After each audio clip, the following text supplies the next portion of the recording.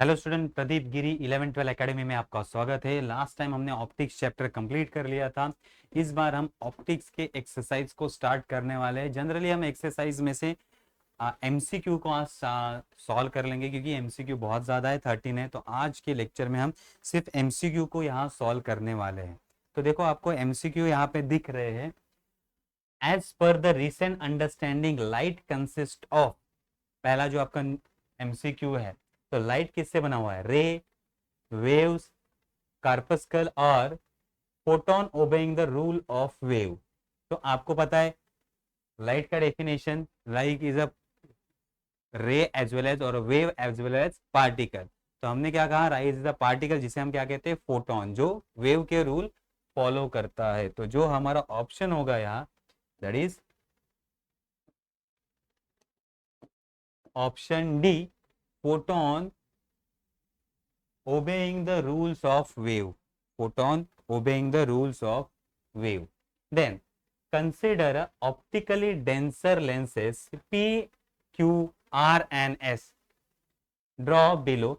According to the Cartesian sign convention, which of these have opposite focal length? Positive focal length. Which of these have positive focal length? अब हमें पता होना चाहिए कि positive focal length किसका होता है, कॉन्वेक्स लेंस का या कॉनकेव लेंस का, कॉन्वेक्स या फिर कॉनकेव लेंस का। तो कॉन्वेक्स लेंस का पॉजिटिव फोकल लेंथ होता है और कॉनकेव लेंस का निगेटिव फोकल लेंथ होता है, ये हमें पता है। तो यहां से हमें फाइंड आउट करना है कॉन्वेक्स लेंस कौन सा है और कॉनकेव लेंस कौन सा है। तो यहाँ देखो, आपको देख रहे हैं P, Q, R and S. तो देखो पी एंड क्यू, इसमें अगर आप देखोगे तो मिडल सेक्शन थिन है, मिडल सेक्शन जो है वो थिक है, और जो पेरी पेरी पे सेक्शन है दैट इज थिन है। तो ऐसा कौन सा लेंस होता है जिसका मिडल सेक्शन थिक होता है और पेरी पेरी पे थिन होता है? तो ये होते हैं हमारे कॉन्वेक्स लेंस। किसकी प्रॉपर्टी है? ये है हमारा कॉन्वेक्स। और ये देखो सेकंड लेंस हमारा पेरी पेरी पे थिक और मिडल में थिन है, तो ये है हमारे कॉनकेव लेंस। तो अब हमें पता है कॉन्वेक्स लेंस के लिए पावर जो होता है हमारा फोकल लेंथ, वो क्या होता है? पॉजिटिव। और कॉनकेव लेंस के लिए फोकल लेंथ क्या होता है? निगेटिव। तो कॉन्वेक्स लेंस के लिए फोकल लेंथ पॉजिटिव है, इसी के लिए ऑप्शन पी एंड क्यू, ये जो है दोनों, ओनली पी एंड क्यू, ये क्या होंगे? That is this have the positive focal length, P and Q का फोकल लेंथ पॉजिटिव होगा। Then two plane mirror are incline at angle 40, between them number of image seen of a tiny object के between them. ठीक है, अब इसको हम solve कर लेते हैं। हमें क्या दिया है? हमें थीटा का वैल्यू दिया गया है। हमें क्या दिया गया है? Theta is equal to, third sum, theta is equal to 40 degree. क्या दिया गया है? Theta is equal to 40। तो पहले हमें एन कैलकुलेट करना होगा, n. So small n is equal to, formula क्या है? 360 divided by theta, that is 360 divided by 40, and n is equal to, अगर हम डिवाइड करेंगे, 4 9 जा 36, 4 9 जा 36, and therefore n is equal to कितना आया? 9। n इज इक्वल टू 9 आया। तो ये हमारा ऑड इंटीजर। अब ऑड इंटीजर के दो केसेस होते हैं, ऑड इंटीजर के दो केसेस होते हैं, on angle bisector and of the angle bisector. Means अगर एनीवेयर सिमेट्री एक्सिस पे नहीं है, of angle bisector means anywhere n is equal to 9 रहेगा, and on angle bisector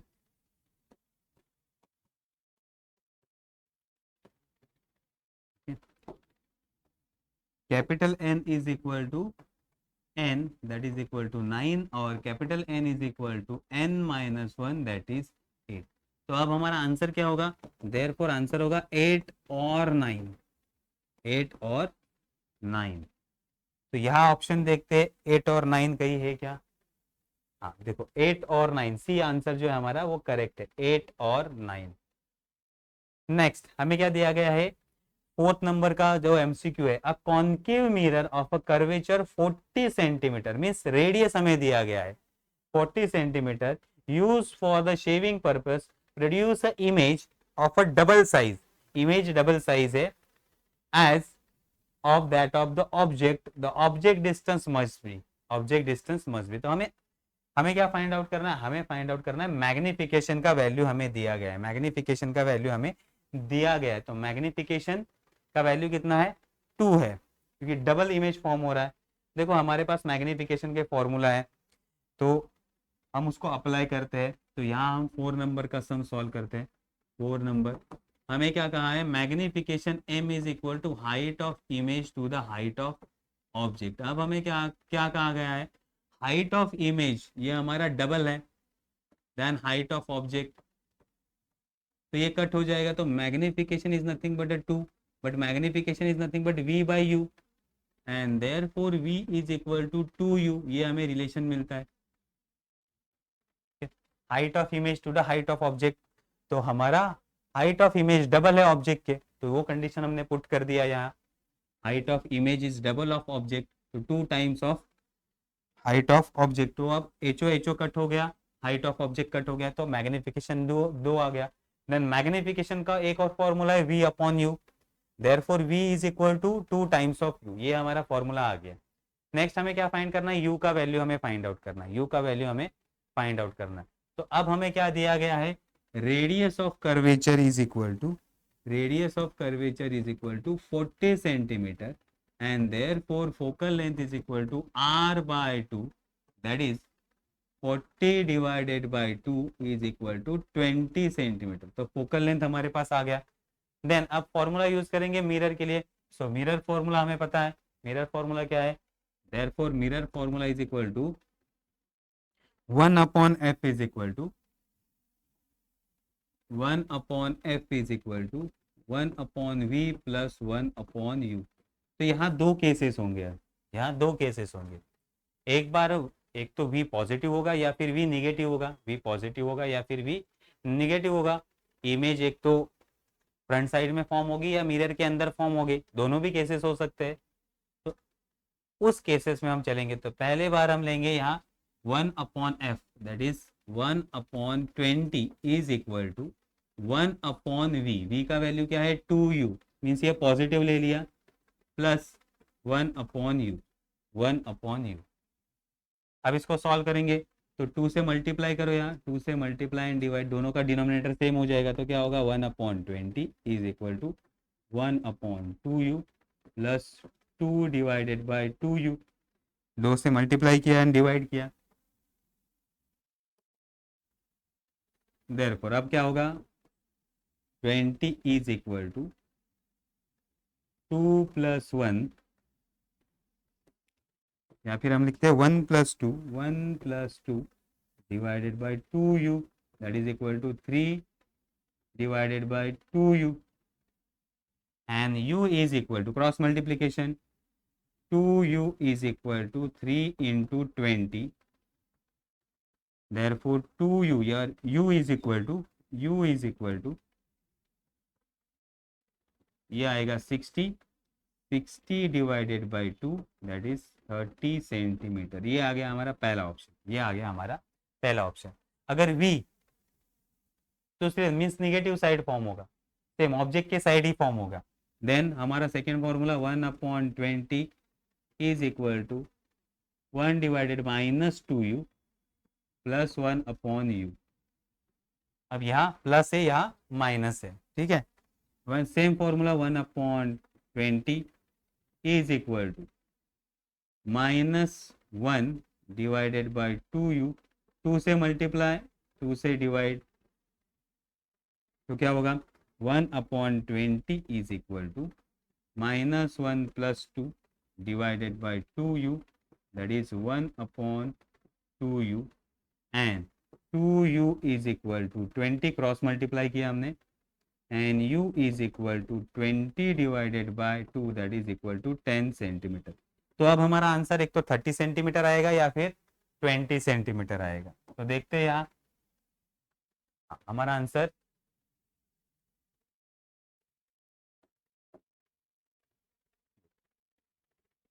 option D देखो, ऑप्शन डी 10 सेंटीमीटर और 30 centimetre, 10 और 30 दोनों answer आ सकते हैं, दोनों आंसर आ सकते हैं।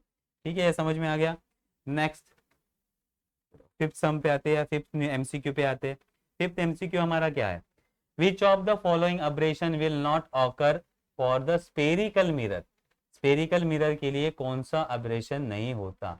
देखो क्रोमेटिक अब्रेशन हमने सीखा है, ये लेंस के लिए होता है, कोमा का हमने दिया है, देन डिस्टॉर्शन भी दिया है स्पेरिकल। तो क्रोमेटिक अब्रेशन लेंस में होता है, chromatic because of colour form होते हैं ना थिक लेंसेज की वजह से, तो क्रोमेटिक अब्रेशन लेंस में होता है, इसलिए क्रोमेटिक अब्रेशन मिरर में नहीं होगा। ओके, नेक्स्ट हमारा सम देखो क्या दिया गया है, there are different fish, monkey and water on the habitat on the habitat planet of the star Proxima b. A fish swimming underwater feels that there is a monkey at 2.5 meter on the top of the tree, and the same monkey feels that the fish is 1.6 meter below the water surface. Okay, interestingly, height of the tree and the depth of the depth at which the fish is swimming are exactly same. तो refractive index of water must be, refractive index of water must be, तो ये real depth divided by apparent depth हमें find out करना है। तो देखो monkey fish swimming under the under water feels there is a monkey at 2.5 metre. तो अगर fish देख रहा है मंकी को, तो फिश को क्या लग रहा है, मंकी कितने हाइट पे, 2.5 मीटर पे, तो ये एपरेंट हाइट है, ये क्या है, apparent height for the fish. And on the top of the tree the same monkey feels that the fish at 1.6 metre below the water. तो मंकी जब पानी में देखेगा तो उसे लगेगा फिश कितने नीचे, 1.6 मीटर नीचे, 1.6 मीटर नीचे, तो ये भी एपरेंट डेप्थ है। तो अब हमें क्या फाइंड आउट करना है, height of the tree and the depth of the fish are swimming are the exactly same. जिस हाइट पे मंकी है उसी हाइट पे क्या है हमारा फिश है, मींस मंकी जितने ऊपर है उतने ही फिश नीचे, दोनों का real depth and real height same है, real depth and real height same है। तो refractive index of water must be, refractive index of water हमें फाइंड आउट करना है। तो आते हैं हम नेक्स्ट सम हम स्टार्ट करते हैं। देखो अब हमें क्या कहा गया है, ये वाटर है, ऊपर ट्री है और ट्री के ऊपर मंकी है, ट्री के ऊपर मंकी है, ठीक है, और यहाँ नीचे पानी के नीचे फिश है।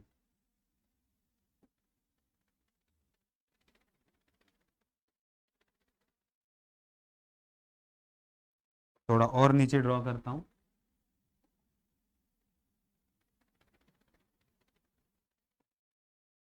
पानी के नीचे हमारा फिश है। तो अब उन्होंने क्या कहा है कि जब मंकी देखेगा, जब मंकी पानी में देखेगा तो पानी में उसको कितने डेप्थ तक दिखाई देगा, ये 1.6 मीटर तक ये दिखाई देगा। ओके, तो ये क्या है हमारा एपरेंट डेप्थ है, ये क्या है एपरेंट डेप्थ।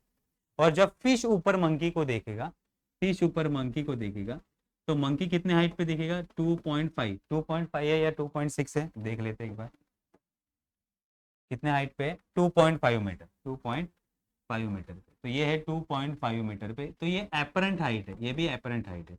और दोनों का रियल हाइट कितना होगा, दोनों का रियल हाइट सेम है, दोनों का रियल हाइट क्या है, सेम है। तो रियल हाइट यहाँ होगा x और रियल डेप्थ होगा x, ये दोनों सेम है।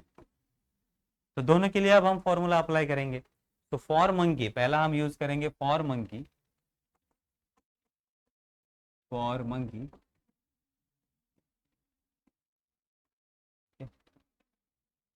एपरेंट हाइट, मंकी फिश को देख रहे हैं तो एपरेंट डेप्थ लिखेंगे, apparent depth is equal to 1.6 metre, is equal to 1.6 metre. ठीक है, तो अब हमारा फॉर्मूला यूज करेंगे, n water is equal to, n water is equal to divided by हम एयर ले सकते हैं क्योंकि एयर से वाटर के अंदर ले रहा है, दो मीडियम है, एक एयर मीडियम है, एक वाटर मीडियम है, that is equal to apparent real depth to the apparent depth, real depth divided by apparent depth. अब n water divided by n air is equal to real depth का value कितना है, real depth का value है x और apparent depth का 1.6, ये हो गया one equation. Then similarly for fish, अब फिश वाटर से एयर में देख रहा है, वाटर से एयर में देख रहा है, apparent height, apparent height monkey के लिए कितना होगा 2.5 मीटर एंड रियल कितना है x, रियल कितना है x. देयरफॉर अब हम फॉर्मूला यूज करेंगे n एयर, कहां देख रहा है, एयर में देख रहा है, कहां से देख रहा है, n water is equal to क्या होगा, apparent height, real height to the apparent height, real height divided by apparent height. तो अब n air divided by n water is equal to real height x और apparent 2.5, equation 2. Then equation 1 multiply by equation 2, equation 1 multiply by equation 2, दोनों का multiply करते हैं, दोनों का multiply करते हैं, तो ये होगा n water divided by n air is into n air divided by n water is equal to 1x divided by 1.6 into x divided by 2.5. तो ये कट हो जाएगा, air air cut, water water cut, answer आ गया 1. Therefore 1 is equal to x square और 16 और 2.5 को multiply करेंगे हम तो कितना आंसर आएगा, 16 5 जा 80, 8 आया, 32, 16 2 जा 32 एंड 8 40, पॉइंट 1 2 के बाद देना 1 2, तो ये आएगा आंसर 4, तो यहाँ आएगा मल्टीप्लाई 4. ठीक है, मल्टीप्लीकेशन आ गया 4. तो अब ये 4 उस तरफ जाएगा तो x square is equal to 4x square and therefore x is equal to 2 metre, x is equal to 2 metre. x का वैल्यू कितना आया हमारा 2 मीटर. अब हमें क्या फाइंड करना है, हमें फाइंड करना है refractive index of water.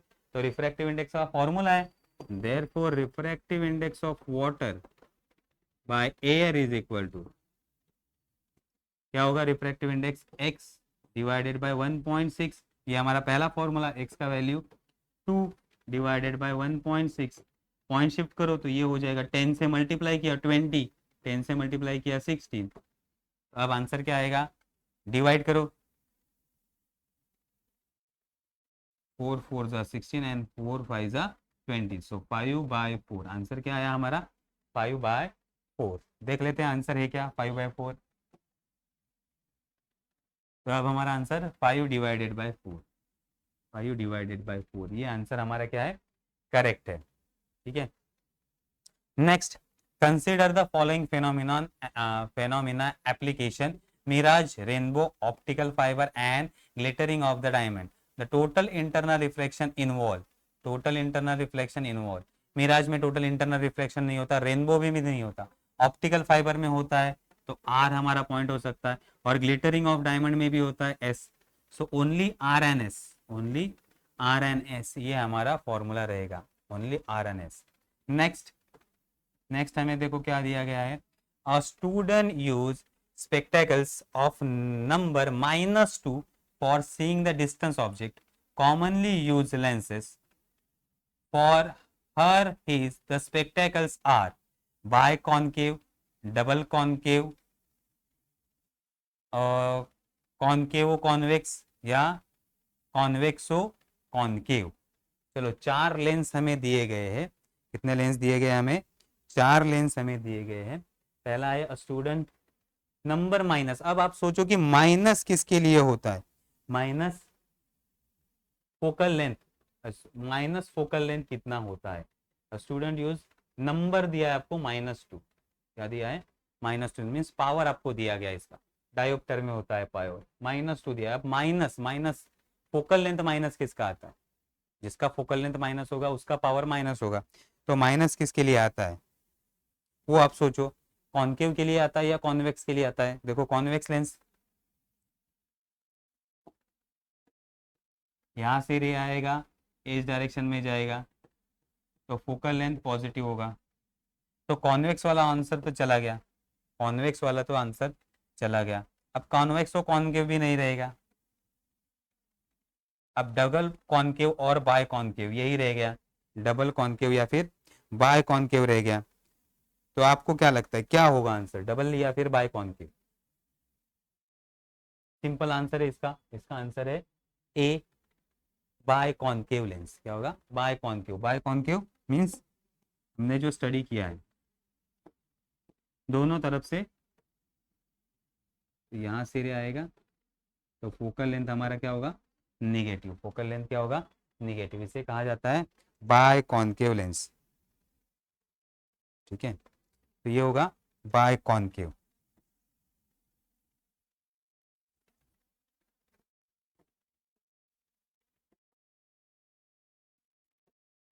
Next,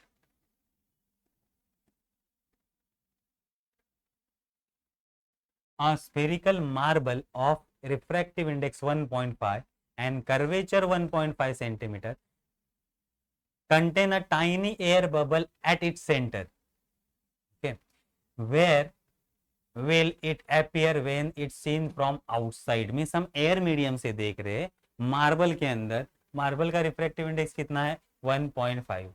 and curvature कितना है? मीन्स रेडियस हमें दिया है 1.5 सेंटीमीटर, और सेंटर में बबल है, और सेंटर में बबल है। तो इसी कंडीशन को हम देखते हैं। देखो हमारे पास क्या है? हमारे पास एक मार्बल है जिसके सेंटर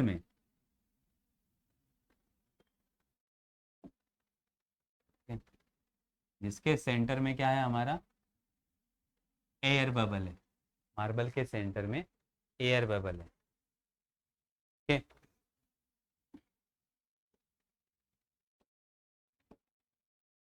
क्या कहा उन्होंने? A spherical marble of refractive index 1.5 and curvature 1.5 centimetre containing a tiny air bubble at its centre. Means curvature के सेंटर में आएगा। कर्वेचर के सेंटर में मींस मिड में। There will be appear. Okay, तो उन्होंने क्या कहा है? तो ये हमारा कर्वेचर है, ये हमारा रेडियस है, रेडियस ऑफ कर्वेचर सेंटर से। तो इसके सेंटर में यहाँ कहीं एयर बबल होगा। इसके सेंटर में, रेडियस ऑफ कर्वेचर के सेंटर में यहाँ कहीं तो एयर बबल होगा।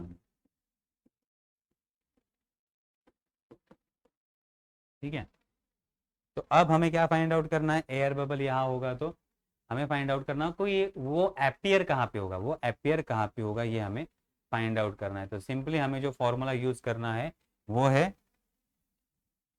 Lens maker formula.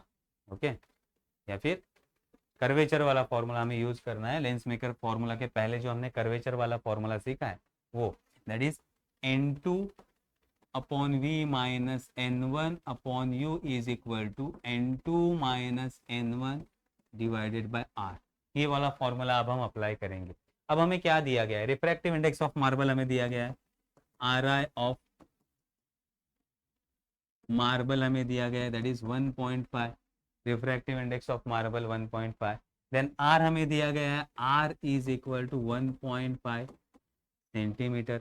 देखो अब मिडल में क्या है? एयर बबल है। मिडल में एयर बबल है तो हम क्या लिखेंगे? U is equal to r by two, that is 1.5 divided by two. 2 से डिवाइड करेंगे तो आंसर क्या आएगा? 0.75। 15 को 2 से डिवाइड किया तो 7.5, तो 1.5 को डिवाइड किया तो 0.75 सेंटीमीटर आएगा, ये हमारा u आएगा। एंड बाहर वाला मीडियम क्या है हमारा, एयर है, या बबल का मीडियम क्या है, एयर। तो रिफ्रैक्टिव इंडेक्स ऑफ एयर क्या होगा, refractive index of air is equal to 1, is equal to 1। तो अब ये फॉर्मूला हमें अप्लाई करना है। तो इमेज कहाँ फॉर्म होगा, एयर में, इमेज कहाँ फॉर्म होगा, एयर में। तो रिफ्रैक्टिव इंडेक्स इसको हम कहेंगे n2 और इसको हम कहेंगे n1। तो पुट करो 1/v minus 1/5 1.5 divided by u का value 0.75 is equal to n2 का value 1 minus 1.5 divided by r का वैल्यू कितना है 1.5। अब सॉल्व करो इसको, 1/v ये होगा 0.75, 2 से डिवाइड किया जाता -2 is equal to 1 minus 0.5, 1 minus 1.0 minus 1.5 that is minus 0.5, कितना आया माइनस 0.5 डिवाइडेड बाय 1.5। तो 0.5 इंटू 3 कितना होता है, 0.5 इंटू 3 दैट इज 1.5 होता है। 15 और एक पॉइंट हमने शिफ्ट कर दिया तो 15, तो ये होगा 0.5 3 जा, okay. So 1/v minus 3 is equal to, sorry minus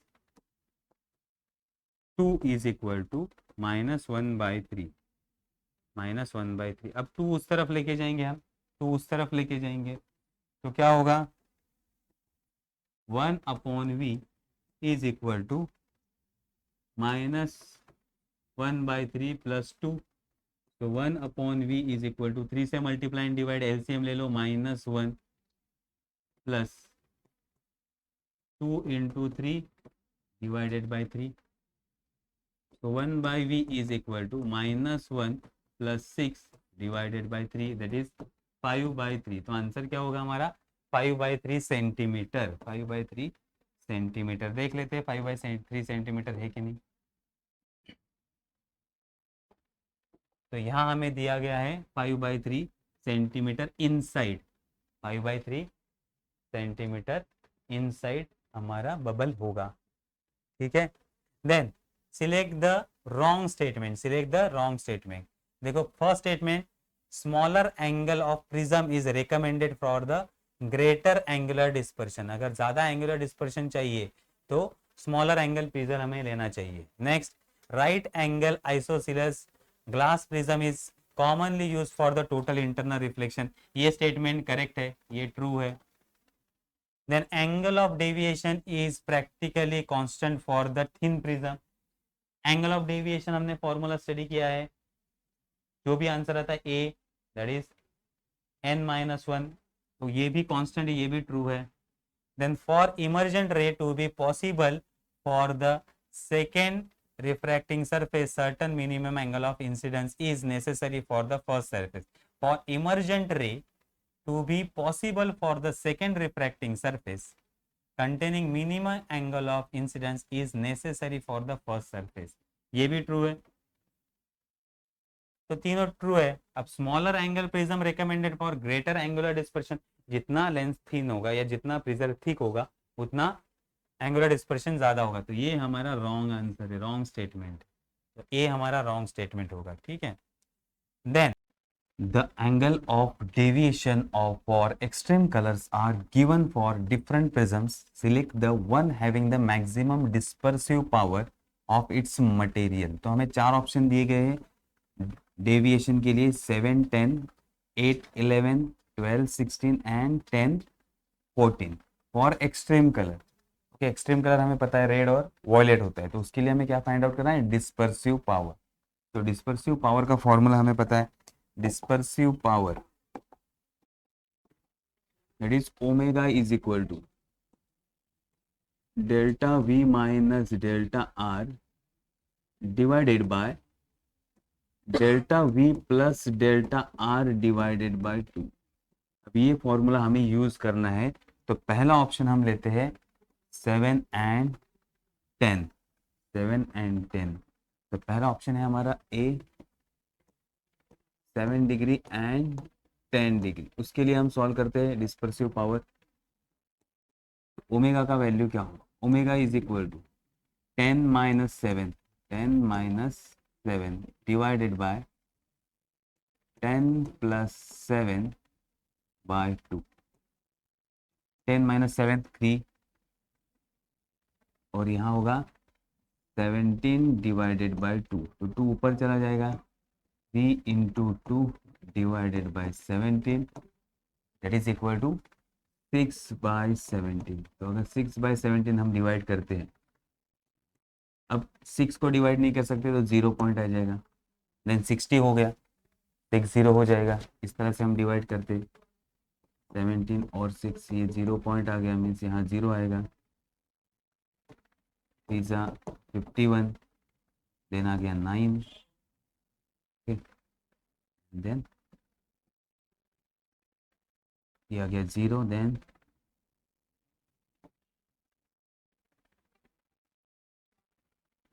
85। ठीक, तो ये आएगा 0.35। पहला ऑप्शन आएगा हमारा 0.35। नेक्स्ट बी ऑप्शन हमें दिया गया 8 डिग्री एंड 11, 8 डिग्री एंड 11। तो omega is equal to, second के लिए क्या होगा, 11 minus 8 divided by 11 plus 8 divided by 2।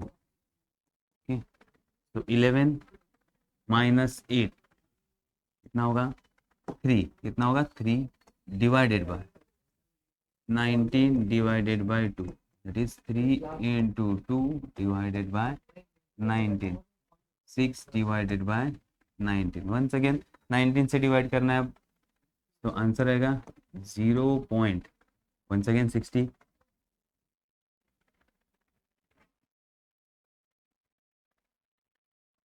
तो ये आएगा हमारा, यहाँ 19 से अब डिवाइड करना है, 3 एंड 1, ये आएगा 0.31। नेक्स्ट सी हमारा ऑप्शन था, सी ऑप्शन है 12, 16 and 10, 14 D option, 12 degree and 16 degree. तो अब 12 डिग्री के लिए 16 minus 12 divided by 16 plus 12 divided by 2, तो आएगा 4 divided by 28 by 2, that is 4 divided by 14, and divide किया 2 से, 2 2 4, 2 7 14, दैट इज 2 बाय 7। अब इसको अगर हम सॉल्व करेंगे ये आएगा 0.28, 0.28 आंसर आएगा। एंड लास्ट ऑप्शन जो हमारा है D, that is 10 and 14, 10 and 14। तो लास्ट ऑप्शन को सॉल्व करते हैं, 10 एंड 14।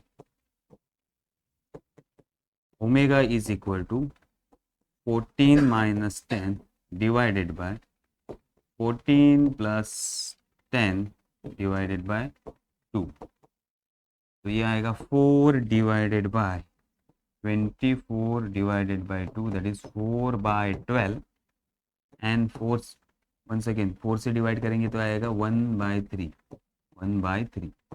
तो 1/3 का आंसर तो आपको पता है 0.333 कंटिन्यू रहेगा। तो अब हमें डिस्पर्सिव पावर का वैल्यू देखो, 4 वैल्यू मिला है, पहला है 0.35, दूसरा है 31, तीसरा है 28 एंड फोर्थ है 33। तो ये हमारा ऑप्शन जो है ये करेक्ट है, that is first A option हमारा क्या होगा, करेक्ट होगा। ए ऑप्शन हमारा करेक्ट होगा, that is 7 degree and 10 degree. Next, which of the following is not involve in the formation of rainbow. Rainbow formation में कौन सा प्रोसेस इन्वॉल्व नहीं रहता। तो फर्स्ट आपको पता है that is refraction, angular dispersion, angular deviation and total internal reflection. Refraction तो होता है क्योंकि एयर मीडियम से वाटर मीडियम में रे जाता है लाइट का तो रिफ्रैक्शन होता है। Angular dispersion, yes, colour separate होना, एंगुलर डिस्पर्शन प्रेजेंट है। एंगुलर डेविएशन, रे डेविएट हो जाती है, angular deviation. Total internal reflection, अब टोटल इंटरनल रिफ्लेक्शन नहीं होता तो यहाँ पार्शियल रिफ्लेक्शन एंड रिफ्रैक्शन होता है, तो ये फेनोमिनॉन नहीं होता। ओके, अब हमें